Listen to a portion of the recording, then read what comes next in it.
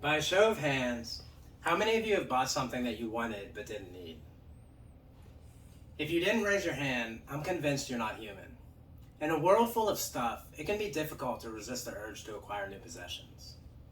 This urge to have more or better stuff can lead to financial struggle as one spends an excessive amount of money on desires and leaves less for necessities. If we can avoid spending so much on our desires, we can keep more money in our pockets and live more comfortable lives. In this presentation, I'll discuss ways to avoid buying things we don't need by controlling our emotions, limiting exposure to advertisements, and creating a practical budget. A few years ago, I drove a 2014 Midnight Blue Nissan Altima. It was practical to drive with its 4-cylinder, 2.5-liter engine, making it extremely fuel efficient. Not only was it good on gas, but my insurance was affordable as well, being that I wasn't financing the vehicle and due to its low cost of $6,000. Well, one day, for no good reason, I decided that I wanted something newer and faster. I immediately began my search online and quickly found the car of my dreams, a 2015 Graphite Luster Metallic Acura TLX. I just had to have it. The first chance I got, I drove out to that dealership and I test drove the vehicle. I remember the exhilarating feeling of driving a faster, more luxurious car. With 290 horsepower, it was almost twice as fast as my Nissan. I was sold, and I bought it that day. Well, not many days after making my purchase did the excitement wear off. I started to notice cosmetic imperfections about the car that I hadn't noticed when I was so eager to buy it. Aside from these imperfections, I found other reasons to regret my purchase as well. My insurance was now more costly due to driving a financed, more expensive, and faster vehicle. Fuel became more expensive as well due to its requirement for premium fuel that it burnt faster with its bigger V6 3.5-liter engine. Buyer's remorse quickly set in, and I was kicking myself for making such a poor decision. I let my emotions get the best of me. The excitement I felt while driving this car led me to buy it, even though it wasn't in my best interest. The showy dramatic ads won me over, and instead of following a practical budget, I bought the car that's now just another car to me, and my bank account is more than aware of it. I wonder if any of you have a similar story, whether it's with a vehicle or maybe just some gadget that you didn't need. Maybe you bought some junk food that you knew you shouldn't be eating. If any of this applies to you, just know that you're not alone. The average American spends $40,000 every year on essentials and non-essentials combined. According to USA Today, personal finance author Mari Bachman says that we spend roughly $18,000 on things we can all do without. To put that into perspective, that's almost half of our total spending. So we spend almost the same amount of money on things we don't need as we do on things we do need. Could you imagine keeping that $18,000 in your pocket every year?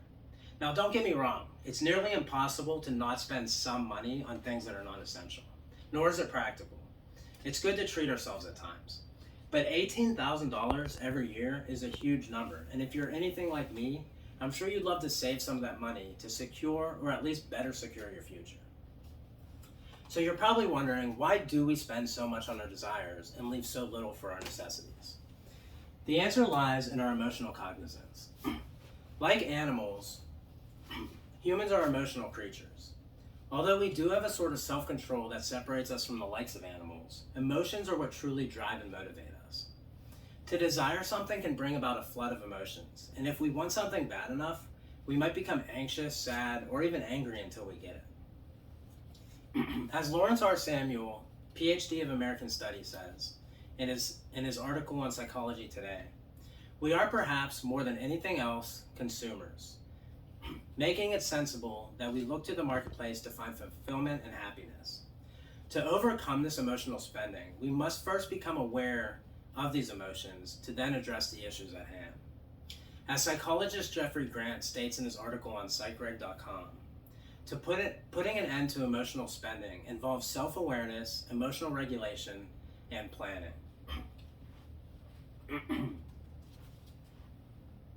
This is why he suggests using a journal to record how you're feeling when you're making your purchases.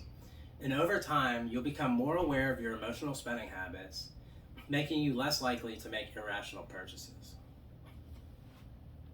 These emotions, however, are the same emotions that companies take advantage of in order to advertise their product in a way that gets us to buy it. The Chicago School Psychology Department tells us on their website, brand advertisers and marketers use a lot of psychological tricks and principles to increase their chances of making a sale.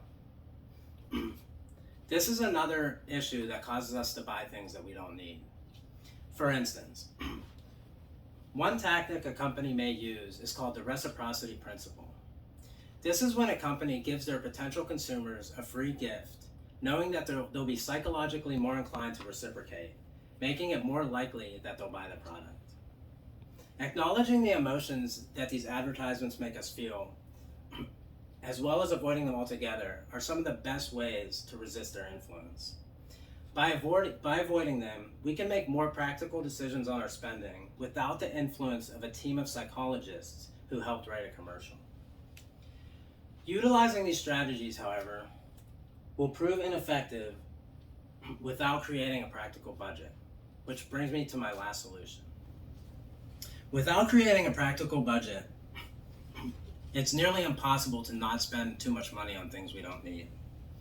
Allocating the right amount of money to our necessities as well as our desires is key to avoiding unnecessary expenditures. And reviewing our purchases will give us better insight on our spending habits, which can lead to better financial decisions in the future. As CFA Matt Reiner states on thebalance.com, it's easy to overspend when we're not setting limits and holding ourselves accountable. This is why he suggests using budgeting apps such as Mint or Quicken. That way we can see where we need to cut back on our spending. These apps can give us personalized insight on our spending goals based on our spending based on our own financial goals. Such applications are indispensable tools that can aid us in our attempts to spend more practically. So now that we know why we spend so much money on our desires and some of the best ways to avoid them, we can put these strategies to use and watch our savings grow. In this presentation, I've addressed the problem of spending too much money on things that we don't need. I've gone over ways to address these issues as well as solve them. First, we must acknowledge the emotions behind our spending in order to become able to better control them.